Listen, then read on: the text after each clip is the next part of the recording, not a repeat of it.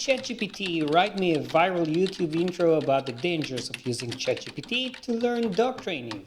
Keep it under 200 words. That's kind of long. Make the above even shorter. Okay, a lot better.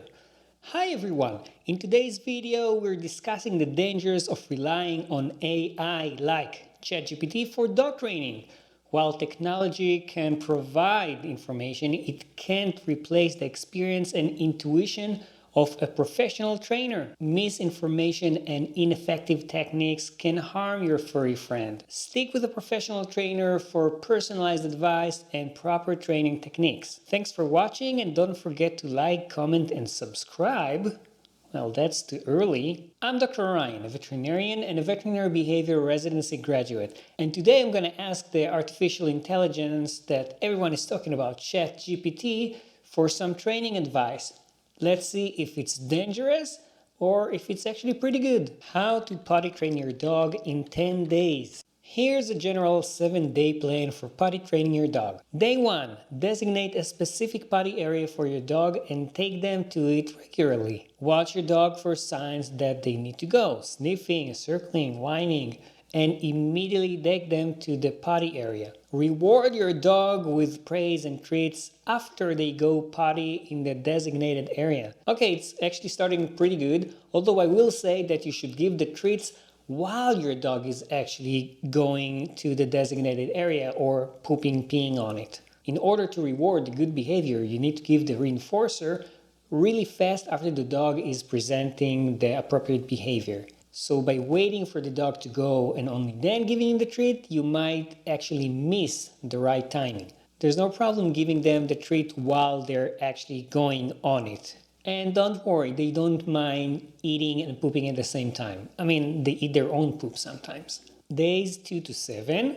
Establish a routine for taking your dog to the potty area at regular intervals, after meals, first thing in the morning, last thing at night. Supervise your dog and limit their access to areas where accidents are likely to occur. Consistently reward your dog with praise and treats for going potty in the designated area. Good. If accidents do occur, clean them thoroughly to remove any lingering odors and discourage your dog from using that area again. Gradually increase the amount of time between potty breaks and adjust the schedule as needed based on your dog's needs. So I'm kind of good with this advice, but not entirely. First, they don't really say how to discourage your dog. If the AI means that they want you to punish your dog when he's defecating or urinating where he shouldn't, that's actually a very bad advice, because the result is that the dog is going to do it, just not in front of you.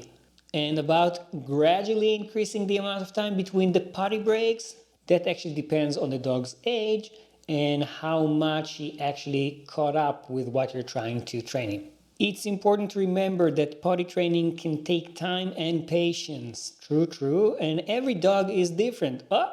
Consistency and positive reinforcement are key to success. If you're struggling, consider seeking help from a professional dog trainer.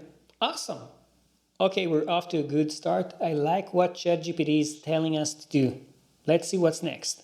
How to stop your dog from pulling on the leash in 1 day. That's a challenge. Let's see what it gives me. Stopping a dog from pulling on the leash in 1 day may be difficult and requires consistency, patience, and a training plan. Here are some steps you can follow. Start with positive reinforcement training. Reinforce good behaviors with treats, praise, or toys. Use a front clip harness. A front clip harness can help redirect your dog's focus away from pulling. It's what we sometimes call a no-pull harness. Train with a short leash. Use a short leash for training purposes. The shorter the leash, the more control you have over your dog. That's true, but sometimes you actually don't want the leash to be that short, because then you're actually pulling on the dog too much and not allowing the dog to learn how to walk with a J shape in the leash, with a very loose leash. Stop and change direction. When your dog starts pulling, stop and change direction. This will show your dog that pulling will not get them to where they want to go. So for many dogs, this specific technique or this specific tip is not the right one.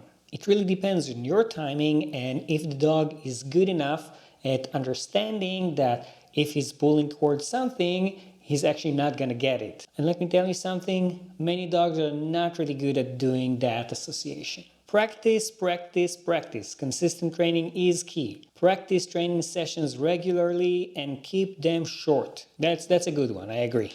Will neutering my dog or castrating my dog make him less aggressive to people? Spaying or neutering a dog can reduce aggression in some cases, but it is not a guarantee. ChatGPT, you're impressing me. Aggression in dogs can be caused by a variety of factors such as fear, lack of socialization, dominance, and genetics. Dominance? If a dog's aggressive behavior is caused by a hormonal imbalance, then spaying or neutering may help to reduce it. However, if the aggressive behavior is due to other factors, simply altering the dog's hormones will not solve the problem. It is important to address the underlying cause of the dog's aggressive behavior and to work with a professional dog behaviorist to develop a training and a behavior modification plan. That's actually pretty amazing because I know that so many people believe that neutering or spaying their dogs is going to solve all the aggressions and many other problems when in fact, probably not. Okay, now I'm going to write a few of the spicy things, a few of the more controversial things in dog training. Let's start with this one. How to correctly use a dog shock collar. The use of dog shock collars is a controversial topic and its use should be approached with caution. Here are some guidelines to follow if you decide to use shock collars. So first, we're off to a good start because it's already saying that it's controversial and should be approached with caution. Consult with a professional. Before using a shock collar, it's important to consult with a professional dog trainer or behaviorist to determine if it's the right solution for your dog's specific behavior issues. If you do consult with a real professional, there's no way in hell that he's going to tell you to use a choke, a prong, or a shock collar. If he's telling you to use it, he's not a professional. And you know why? Because it means that he never read any of the publications about the use of those aversive techniques. Use only as a last resort. Shock collars should only be used after other positive reinforcement-based training methods have been exhausted. Not true.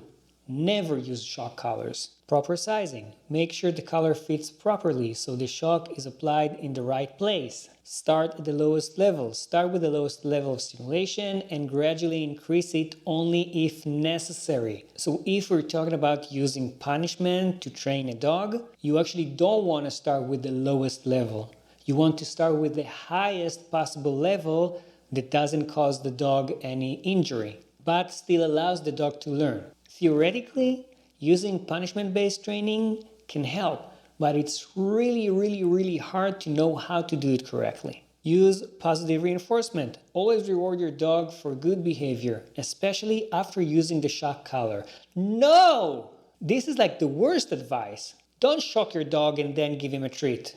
Unless you really want to confuse the dog. You should definitely reward good behaviors, but to do this mixture of positive reinforcement and punishment-based training together, bad idea. Monitor for any negative effects. Observe your dog's behavior after using the shock collar and discontinue its use if it causes any adverse effects such as increased anxiety or aggression. It will always cause increased anxiety. Some owners or some dog trainers are just not good at identifying those signs. But again, we have publications, we have scientific studies that showed that using shock collars causes anxiety in the dog. Follow the manufacturer's instructions. Read the instructions carefully and follow them to ensure safe and effective use of the collar. Also not true, because in one of the studies with shock collars, they had the company send their own trainers that were supposed to be great at using those shock collars. Even then, the dogs showed signs of anxiety and fear, and the dogs that were trained with positive reinforcement techniques did a lot better. Okay, so last thing, write me a kick-ass YouTube outro that also directs to another video on the channel and ask people in a polite but funny way to subscribe. I don't know, something is missing. Make it funnier, but still not quite there. Add another dead joke. Alright folks, it's time to wrap up this party. But don't leave just yet. Check out this video. It's a real hoot. And if you're feeling extra generous, why not hit that subscribe button and join our tribe of mischievous monkeys.